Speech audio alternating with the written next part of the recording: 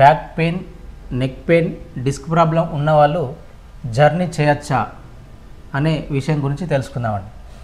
అయితే back pain, neck pain, disc problem ఉన్నవాళ్ళు journey చేయొచ్చా అంటే చేయొచ్చు అండి. కానీ తగిన జాగ్రత్తలు తీసుకొని జర్నీ అనేది చేయొచ్చండి. ఎందుకంటే మనం కంటిన్యూగా కూర్చోవడం ద్వారా ఆల్రెడీ బ్యాక్ పెయిన్ ఉన్న వాళ్ళకి మజిల్ స్పాజమ్స్, కండరాలు పట్టుకోవడం, బ్లడ్ సర్క్యులేషన్ లేకపోవడం లాంటి సమస్యలు ఉంటాయి. కాబట్టి ప్రతి 20 నిమిషాలు 30 నిమిషాలకు ఒకసారి ఖచ్చితంగా జర్నీలో ఉన్నప్పుడు ఆగి కొంచెం అటు ఇటు కదలికలు అంటే నడవడం, బాడీని కదలికలు చేయడం, కొంచెం లైట్గా వార్మప్స్ చేయడం ఇలాంటివి అనేది చేయాలండి.